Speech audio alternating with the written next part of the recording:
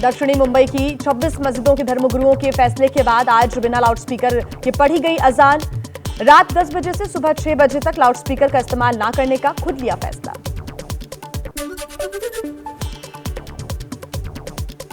मुंबई के कुर्ला की मस्जिद में भी सुबह 6 बजे लाउडस्पीकर पर होने वाली अजान आज बिना लाउडस्पीकर के हुई। अब तक लाउडस्पीकर पर होती रही है अजान।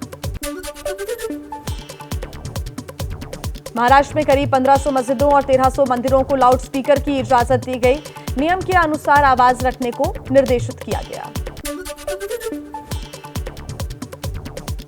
मुंबई पुलिस कमिश्नर ने धर्मगुरुओं से मुलाकात कर लाउडस्पीकर की आवाज 45 डेसिबल रखने और नए लाउडस्पीकर लगाने से पहले इजाजत लेने को कहा है। महाराष्ट्र में लाउडस्पीकर विवाद को लेकर अब तक 8 केस दर्ज, 56 लोग गिरफ्तार, 7000 लोगों को पुलिस ने नोटिस भेजा, 2300 के खिलाफ प्रतिबंध की कार्रवाई। मुंबई में लाउडस्पीकर पर हनुमान चालीसा बजाने वालों पर एक्शन शुरू। एमएनएस नेता संतोष गिरफ्तार, महेंद्र भानुशाली समेत कई नेता कार्यकर्ता तड़ीपार किए गए। लाउडस्पीकर पर एमएनएस प्रमुख राज ठाकरे ने दी लंबे आंदोलन की धमकी, कहा धार्मिक स्थलों से उतरने चाहिए लाउडस्पीकर, नहीं तो जारी रहेगा आंदोलन। अगर लाउडस्पीकर चलाए गए तो उसके सामने हम लोग हनुमान चालीसा इस महाराष्ट्र में, देश में लोग चलाएंगे। लाउडस्पीकर विवाद में शिवसेना सांसद संजय राउत का बीजेपी पर बड़ा हमला, कहा एमएनएस के कंधे पर बंदूक रखकर बीजेपी ने हिंदुत्व का गला घोंटा। भारतीय जनता पार्टी ने जिस प्रकार की राजनीति राज ठाकरे जी के साथ शुरू की है, उसके लिए हिंदुओं के लिए काला दिन है।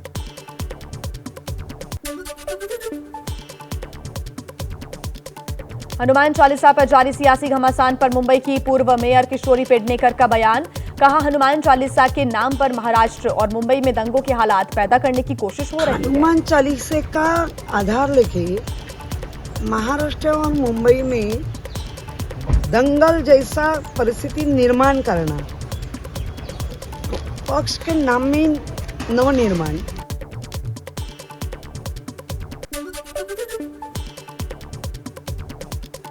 लाउडस्पीकर विवाद पर बिहार के पूर्व सीएम लालू प्रसाद यादव का बयान, का देश को बांटने की हो रही है कोशिश।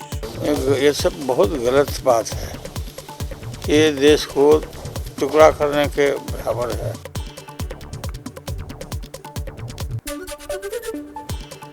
बाल ठाकरे का वीडियो ट्वीट कर उद्धव को उनकी बातें याद दिलाने को लेकर संजय राउत का राज पर पलटवार, कहा जिन्होंने बाला साहेब ठाकरे के विचारों को त्याग दिया वो हमें सीख ना दें।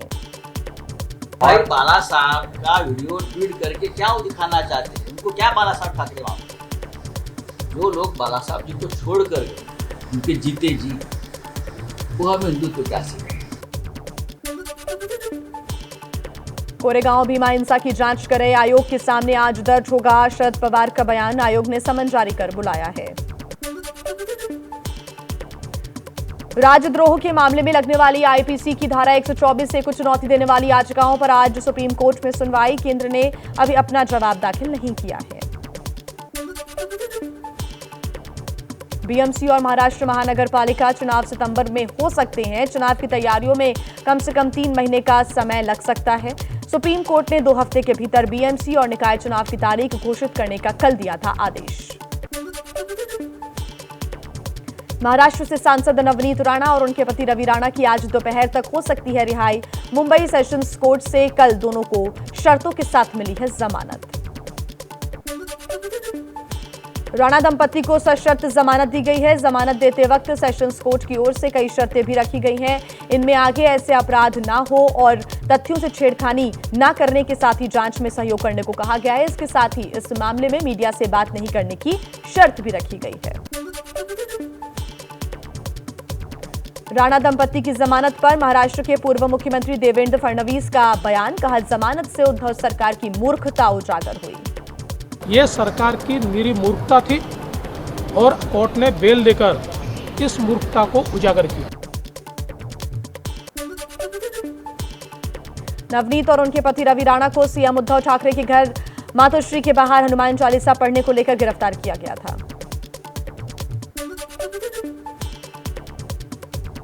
जाति प्रमाण पत्र मामले में निर्दलीय सांसद नवनीत राणा की अर्जी पर आज सुप्रीम कोर्ट में सुनवाई। पिछले साल जाति प्रमाण पत्र रद्द करने के बॉम्बे हाई कोर्ट के फैसले पर सुप्रीम कोर्ट ने लगाई थी रोक।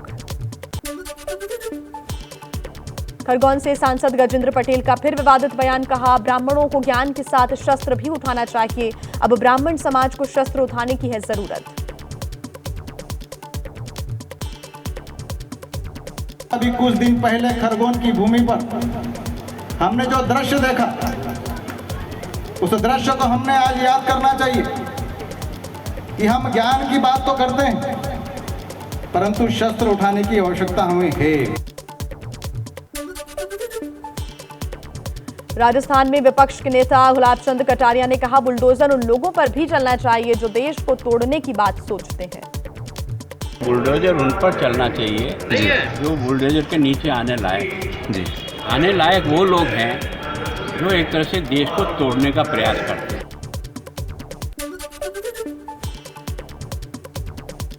राजस्थान के अलवर में आज बीजेपी की हुंकार रैली, गहलोत सरकार के खिलाफ बीजेपी कर रही है रैली।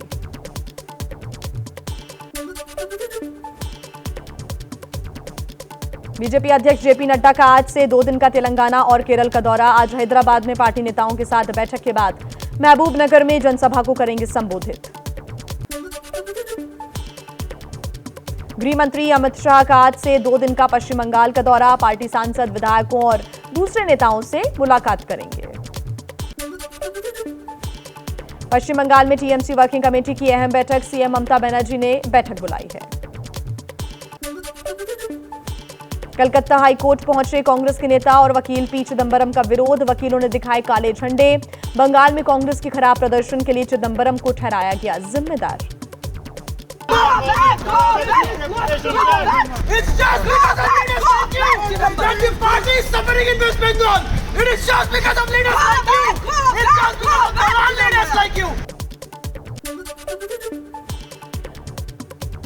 कांग्रेस ने कल अनुशासन समिति की बैठक बुलाई, नवजोत सिंह सिद्धू पर कार्रवाई का फैसला हो सकता है। पंजाब में भगवंत मान सरकार का सबसे बड़ा फेरबदल, 43 आईएएस समेत 81 अधिकारी बदले गए। चुनावी रणनीतिकार प्रशांत किशोर आज पटना में प्रेस कॉन्फ्रेंस करेंगे, आगे की रणनीति का कर सकते हैं ऐलान, नई पार्टी बनाने के भी दे चुके हैं संकेत।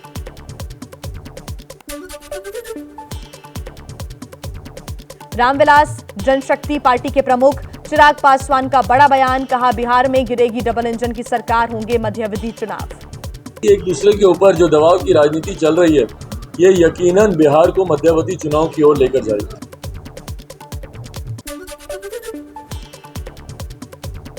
दिल्ली के वेलकम इलाके में 2 समुदायों के बीच हुई झड़प, पार्क में बच्चों के बीच खेलने के दौरान हुआ विवाद, पुलिस ने 20 लोगों को लिया हिरासत में। दिल्ली के चर्चित शाहीन बाग इलाके में आज से चलेगा बुलडोजर, एमसीडी ने दिल्ली पुलिस से सुरक्षा व्यवस्था की मांग की है। शाहीन बाग में 2 दिन तक चलेगी अतिक्रमण हटाने की कार्रवाई। दक्षिणी दिल्ली नगर निगम ने फिर शुरू किया अतिक्रमण हटाने का काम, तुगलकाबाद के करनी शूटिंग रेंज के पास चला बुलडोजर। राजस्थान के भीलवाड़ा में तनाव, सांगानेर में एक समुदाय के 2 युवकों पर हमला, घायल युवक अस्पताल में भर्ती। घटना के बाद इलाके में है भारी पुलिस बल तैनात। जोधपुर में हिंसा के बाद लगा कर्फ्यू 2 दिन और बढ़ाया गया, कल रात 12 बजे तक लोगों के बाहर निकलने पर रोक, इंटरनेट सेवाएं भी बंद रहेंगी। माहौल बिगाड़ने के आरोप में अब तक कुल 141 लोग गिरफ्तार। जोधपुर में शांति सद्भाव समिति की बैठक विफल, बीजेपी का भेदभाव पूर्ण कार्रवाई का आरोप, बीजेपी के नेता विरोध में बैठक छोड़कर निकले, सर्किट हाउस में ही धरना दिया। जोधपुर की घटना को लेकर बीजेपी ने सीएम गहलोत पर साधा निशाना, कहा गहलोत को जोधपुर नहीं कांग्रेस के चिंतन शिविर की चिंता है।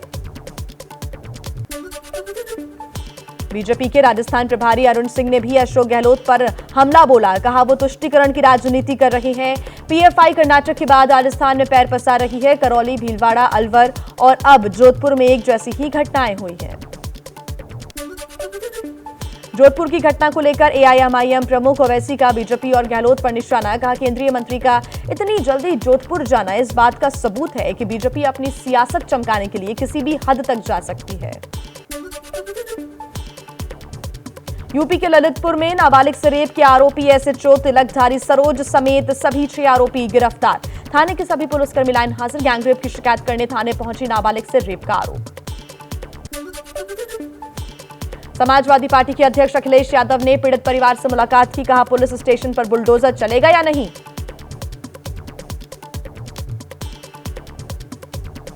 रक्षा करेगी पुलिस। अगर वही पुलिस उस बेटी के साथ ऐसी घटना कर दे तो सोचिए किस दौर में हम लोग हैं। अब बताइए, क्या पुलिस स्टेशन पे बुलडोजर चलेगा कि नहीं चलेगा।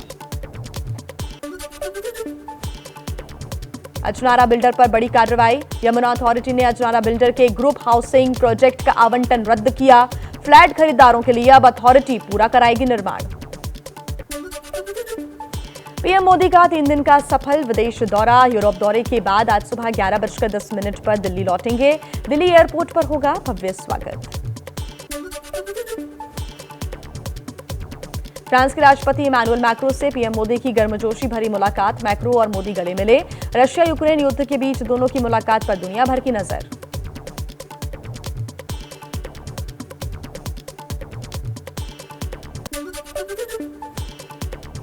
डेनमार्क में पीएम मोदी का बजा डंका। भारत नॉर्डिक शिखर सम्मेलन में हिस्सा लिया। डेनमार्क, फिनलैंड, आइसलैंड, स्वीडन और नॉर्वे के प्रधानमंत्री भी शामिल हुए।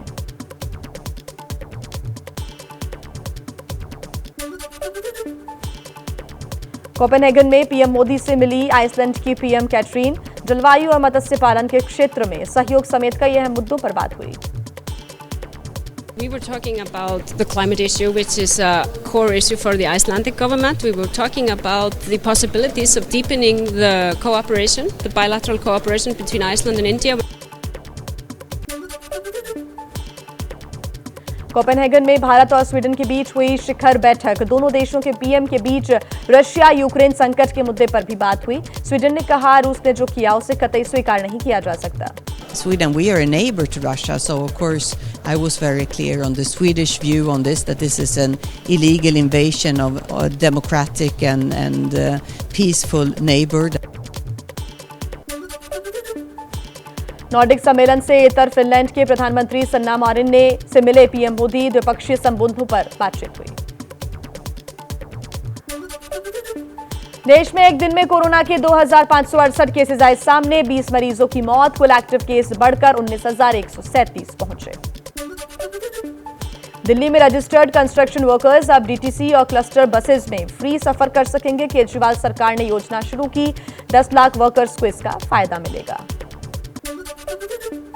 महंगाई के दौर में मिडिल क्लास को बड़ा झटका। बढ़ सकती है ईएमआई। आरबीआई ने बैंक्स को दिए जाने वाले कर्ज पर ब्याज बढ़ा दिया है। शेयर बाजार 1300 अंक से ज्यादा लुढ़का। एलआईसी के आईपीओ के जरिए अपनी 3.5% हिस्सेदारी बेचेगी सरकार। 9 मई तक आम लोग खरीद सकते हैं शेयर। 902 से 949 रुपए के बीच तय हुई शेयर प्राइस रेंज।